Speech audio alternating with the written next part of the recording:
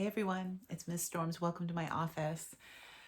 We're going to read more of Crater Lake by Jennifer Killick. We are on chapter 21, and the title of this chapter is The Ticking Clock. We sit in a clearing behind the center to go through the end game. Each of us has a role to play, and if any of us fail, the whole plan will come crashing down. It requires total investment from all of us, and total investment is challenging when you haven't slept properly in 2 days. Everyone is assigned a job to match their skill set. Big Mac, you understand construction and you're strong. You'll be stationed at the dam site.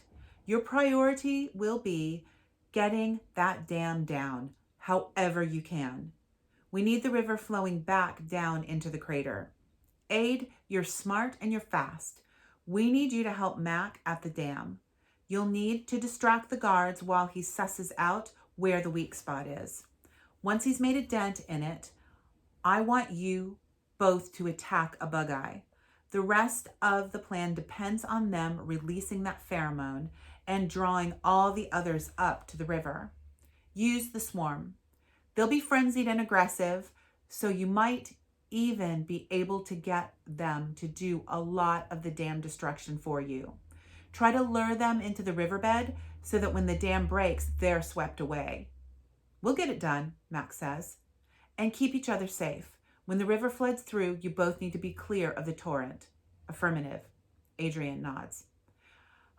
Big Mac and Adrian, the perfect team, Kat says. Your ship name could be Big Mad. No, Marianne. No, Madriac. Both Mac and Adrian turn peak. So I move on. Chets, they don't know you're not a bug eye anymore. You can be our undercover brother. You need to keep Digger and Hoach from going with the others when they swarm. They're clever. They'll work out what we're trying to do, and that could jeopardize the whole thing. We need to keep them away from the dam. Got it, Chet says. Katja, you're blessed with an innocent face and mad climbing skills. I need you to lure Digger. No problem, she smiles. And I'll take on Hoach. She'll come for me anyway. It's about time we faced off. The sun is getting low in the sky, and we need that dam down before it gets dark. The bug eyes can see at night, and we can't. So they'll have too much of an advantage if we leave it late. Good luck, everyone, I say. Let's get ready to rumble. I wait nervously with Katja in the trees at the side of the lawn. I hope Madriac are all right, Kat says. They're a couple of bad A's, I say. They'll look out for each other. I'm sure they're okay. I guess we'll find out soon, one way or another. It's still wicked hot, but for the first time in days, there's a slight breeze. It feels amazing as it tickles my skin, and it carries the faint smell of blossom. It's almost like life is coming back into the crater. It gives me hope. Look, Kat says, pointing at the bug eyes, who, up till now, have been completely engrossed in draining the lake. The water is ankle deep. Like a flock of frightened deer, they all suddenly raise their heads and sniff the air. They turn into the direction of the dam, and they drop their tools and run. Oh gosh, how are Aid and Matt going to manage all those angry bug eyes, Kat says. We can't worry about that now, I say. Besides, the force is strong with them. If anyone can do it, they can. Look, Chet's is up. Chet's has been stalking around the tree line as if he's on hunter duty. When the bug eyes start to swarm, he runs towards Hoach and Digger. Hunters, cease, he calls, as they turn to join the others flocking to the dam site. He's totally got the bug eye lingo down, I say. Yeah, he's embracing the role. Hoach and Digger turn to Chet, who is still wearing his sunglasses. That's our sign to take position. Kat turns and hugs me. We leave the shelter of the trees and sprint on to the floodlit lawn. The white lights glare down on us like spotlights. We're out in the open and visible to everyone in the crater. My vision blurs, so I can't see anyone except Kat, and this is where we go our separate ways. She's gone in a swoosh of color, and I run as fast as I can towards the patch of tall trees at the far side of the lawn. In the corner of my eye, I see the distorted shapes of Chet's, Hoach, and Digger.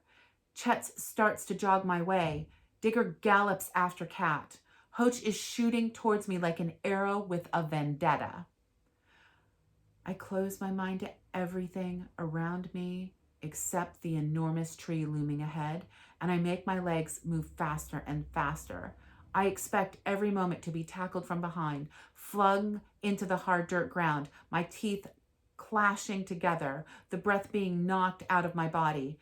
But Chet's must be doing a good job of slowing Hoach down. I reach the tree. It has a rope ladder on one side.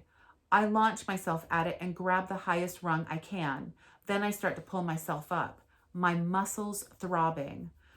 I'm not the best at climbing, and I wouldn't usually attempt this without a harness, but I have to get higher. I'm a third of the way up when Hoach reaches the tree. I look down and see her lurching at me, but her fingers miss my foot by a few centimeters.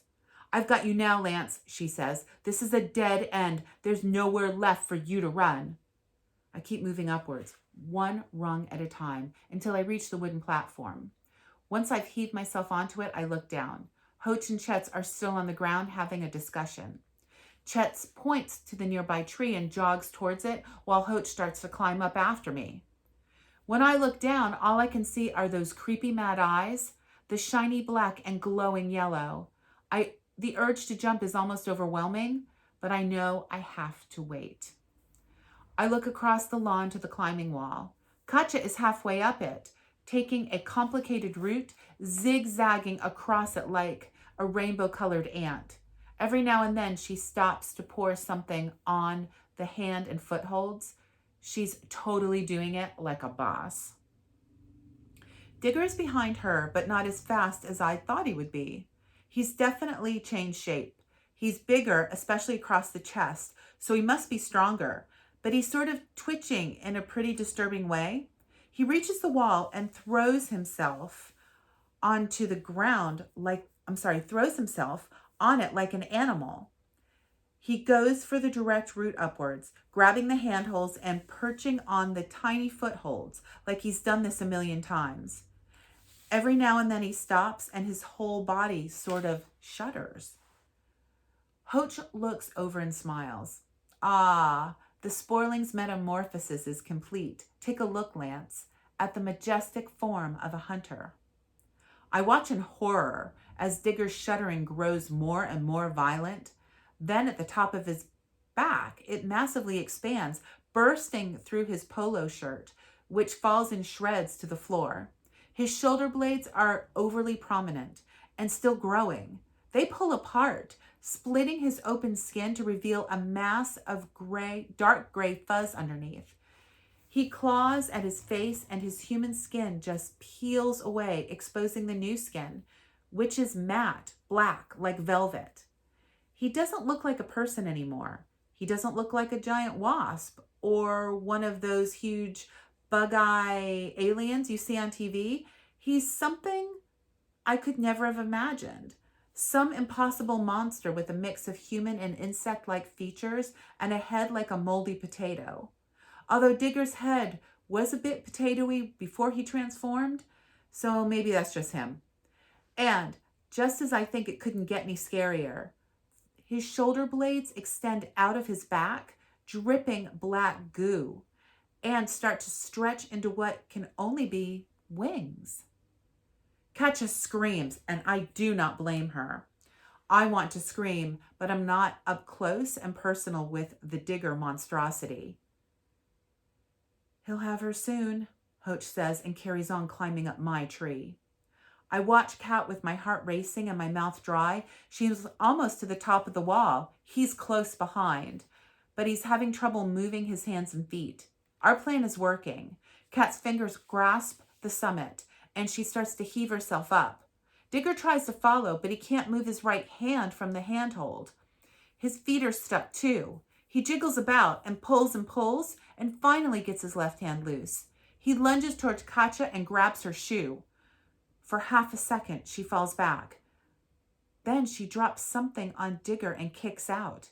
Digger makes a noise that's somewhere between a scream and a roar. His wings stop unfurling. They must be stuck too. Katja clings to the wall and slowly eases herself up, leaving her trainer in Digger's hand, and Digger, roaring in fury, stuck to the superglued wall like a paralyzed spider. Doesn't look like he's going to have her after all, I say, so full of relief that I feel like I might wet my pants. Hoach looks over. No. This is your doing, Lance Sparshot, you vile little reprobate.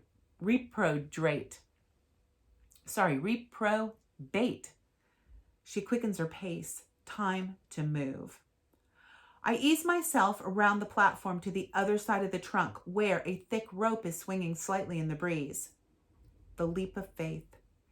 An uncomfortably large distance away, stretched between two trees, is a large net. So there's me on my ridiculously high platform and then a load of empty space, which I have to cross if I'm going to get away from Hoach and put her out of action. I turn to see her fingertips appear at the edge of the platform.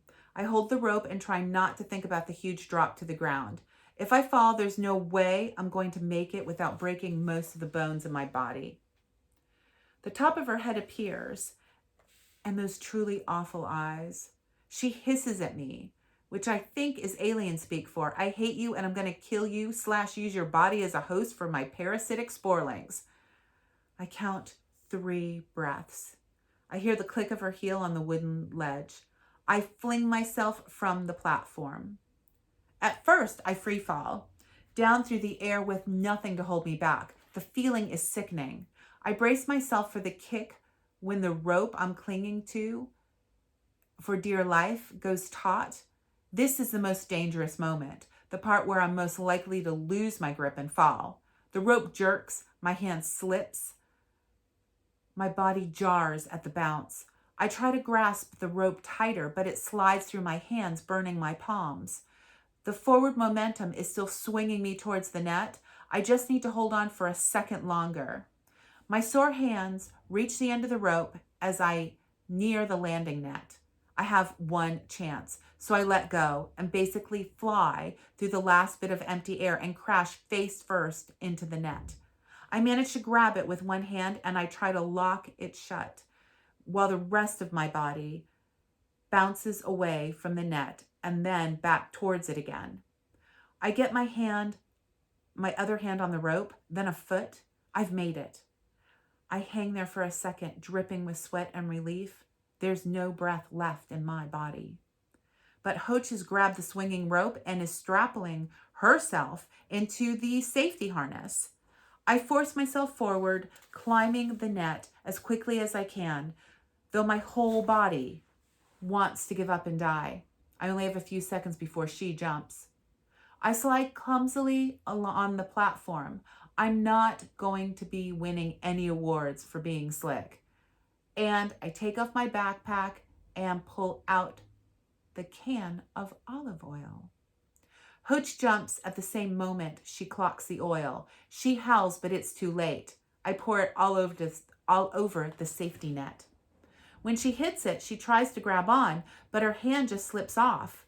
She bounces back and tries again on the return swing, but her hands are oily now, so she has even less success. She's losing momentum and she can't get to the net. She's stuck and she knows it.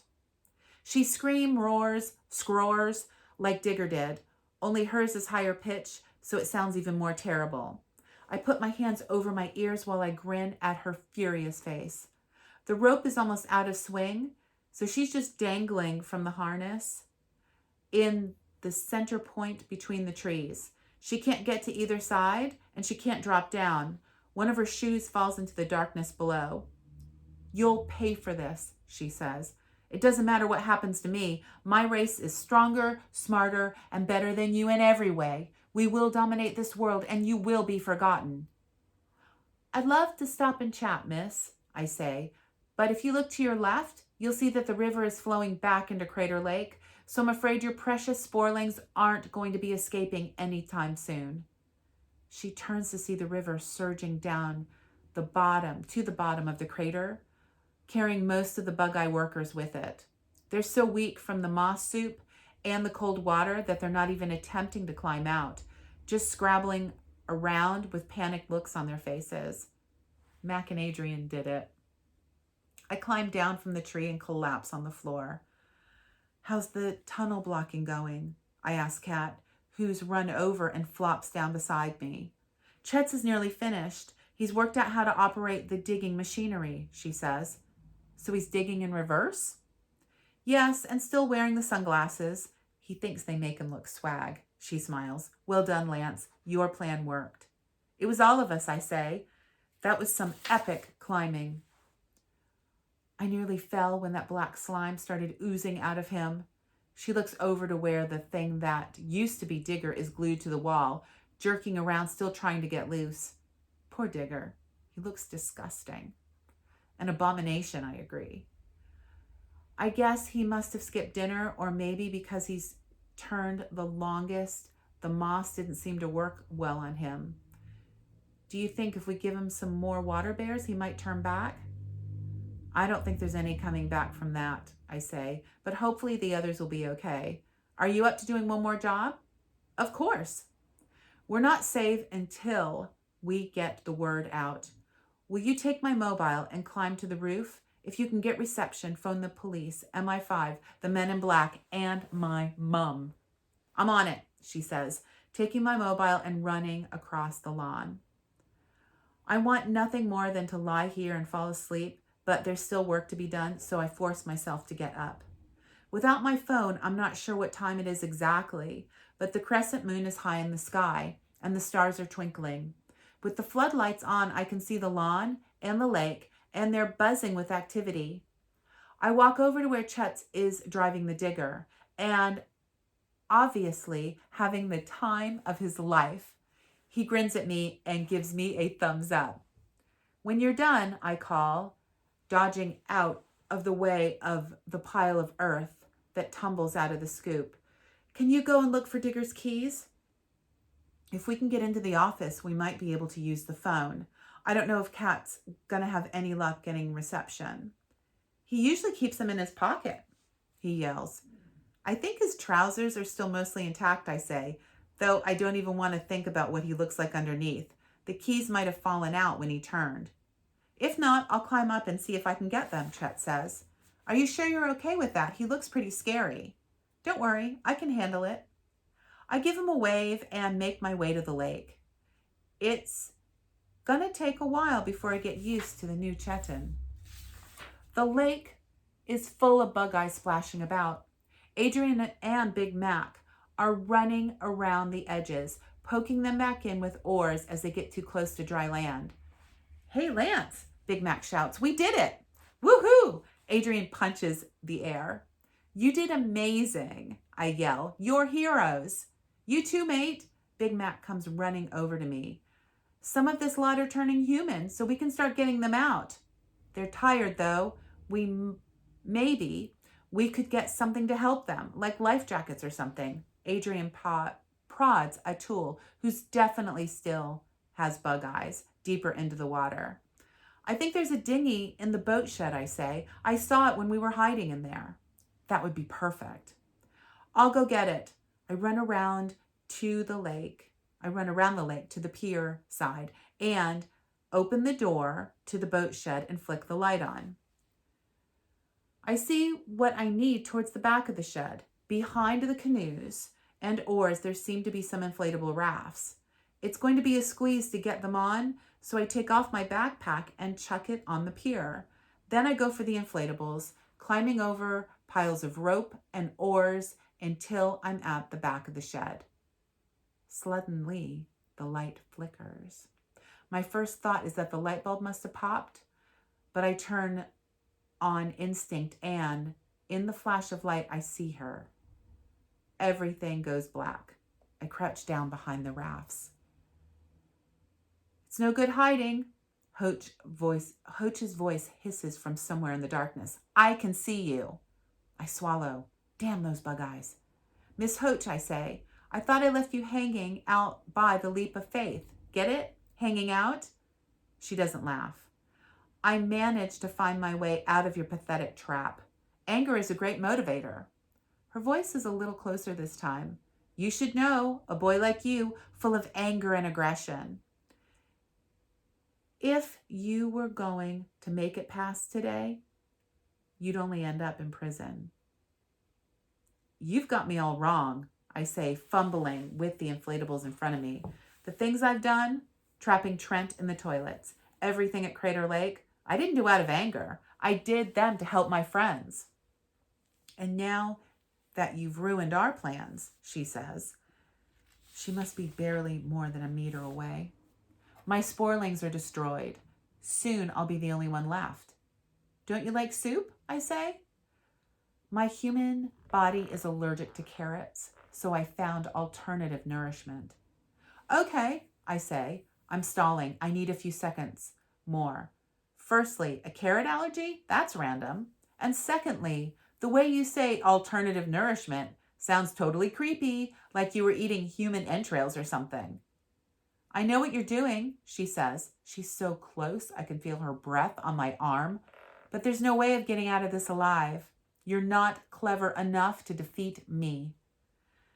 See, that's where you're wrong, I say, and I yank the ripcord on the dinghy in front of me. It pops up hard and starts inflating, knocking Hoach back. I hear a crash and then a scroar, and I run, clambering over the boats towards the light coming in from the edge of the door. I fling it open and run back out onto the pier, grabbing my backpack. There's a deafening scroar behind me, and Hoach comes running out of the shed. Did you know, miss? I say, running and trying to open my backpack. I might not be in the top group for maths. I might not be on the football team. I might not have the most house points. But that doesn't mean I don't have smarts, and it doesn't mean I don't have skills. I'm at the end of the pier now. I could jump into the lake, but it isn't going to get this finished. Hoach slows down to a walk. I know she's not going anywhere. Compared to me, you're nothing, Lance Sparshot. It's like that ridiculous game you all play, the one with the geek, the robot, and the overlord. I'm the overlord, and I was put here to enslave geeks like you. You're wrong, I say. You're pointless and weak. The archetypical geek. Hell yes, I'm the geek and proud of it, I say, taking one more step back. I meant you're wrong about you. She tried to step towards me, but her stupid heel is caught between the wooden boards of the pier. She wobbles. You're not the overlord. You're the robot. I launch myself at her, and as she opens her mouth to scroar, I stuff a bunch of moss and hold my hand over her mouth, pushing us both over the edge of the pier. She fights me as we fall, but as we plunge into the water, the shock of the cold makes her gasp. She swallows the moss. I let go of her face and hope I never have to get that close to the teacher again, and then I leave her to splutter back to the surface. I take a breath and swim for the shore. That's the end of chapter 21. More next time.